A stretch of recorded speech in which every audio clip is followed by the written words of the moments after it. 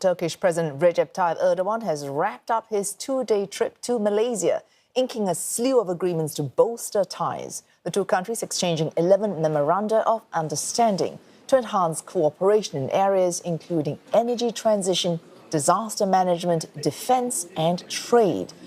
That's the largest number of MOUs that Malaysia has signed with any nation. Mr. Erdogan and Malaysian Prime Minister Anwar Ibrahim also reaffirmed their commitment to rebuilding Gaza.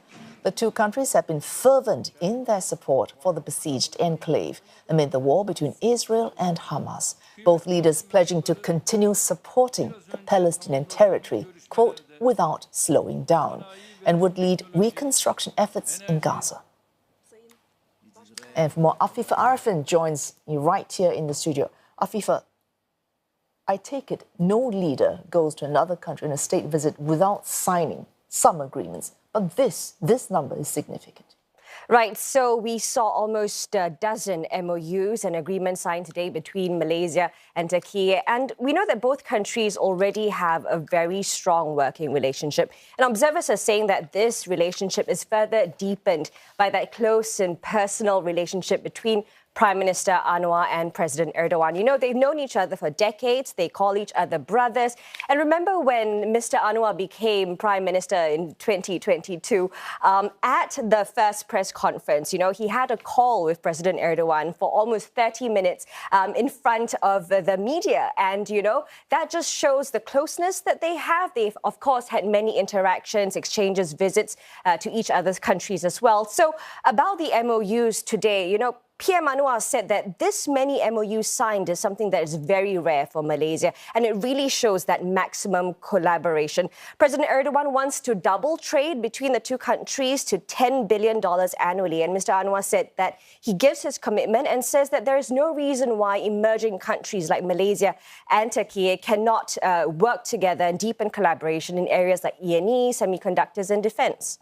A strong working relationship and a robust personal relationship as well. And now compounded, one could argue, by being unified by common cause in terms of what's happening in the Middle East. That's right. So the issue of Gaza, this was a very key discussion between the two leaders as leaders of Muslim countries. And both of them have made their positions on Gaza loud and clear. You know, President Erdogan yesterday, he made a public lecture in Putrajaya talking about his stand on his foreign policy.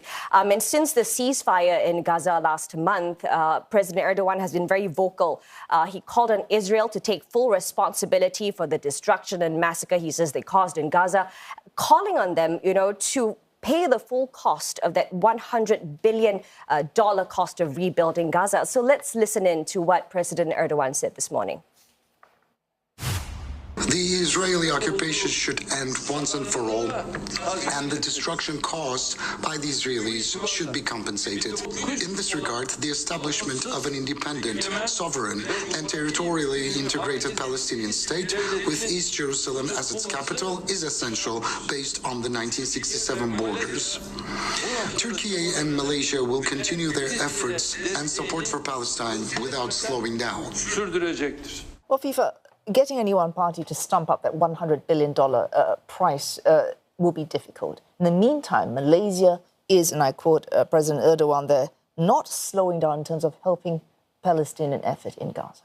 That's right. So at the meeting between the two leaders this morning, PM Anwar had also highlighted Turkey's efforts, you know, sending 100 ships, humanitarian assistance. Malaysia has also pledged, of course, its support to Gaza's reconstruction efforts. We know Malaysia plans to build a mosque, a school, a hospital. And PM Anwar said they're doing this through utilizing some of the facilities in their Middle East counterparts in countries like Turkey, Qatar and Egypt as well. It's also co-chairing this East Asia countries conference on Palestinian development. We know Malaysia has also been very vocal about US President Donald Trump's takeover plan of Gaza. And of course, as ASEAN chair, this is an issue that has been brought up at the regional meeting. So let's listen to what Prime Minister Anwar said earlier. ASEAN have taken a position to support urgently the ceasefire in Gaza. And in the process of reconstruction, we are committed to ensure that adequate support is given. The Foreign Minister, Tomasan, last month had an engagement with all the foreign ministers where they reiterated that position. I'll continue engagement with all the leaders so that we can give the adequate support to the Japan initiative, co-chair with Malaysia, for an immediate reconstruction of Gaza. Oh, you hinted at that just before we got across to Prime Minister Anwar Ibrahim's soundbite there. The Japan initiative to co-chair with Malaysia for reconstructing Gaza. What do we know about that plan? So very quickly, so it's essentially Malaysia and Japan working together to help Palestine, especially Gaza. It's this Japanese-led group called the Conference on Cooperation among East Asian Countries for Palestinian Development. It was led by Japan, started in 2013. And basically, Malaysia is going to co-chair that conference in July. And at the same time, it's looking for funds, trying to raise funds to help that reconstruction and rebuilding of Gaza. Very quickly, it's co-chairing as chair of ASEAN in that capacity? No, chair of this Conference of East Asian Countries, right, yes. Okay, thanks so much for clarifying all that with us. Afifah Ariffin here in the studio with us. Thank you.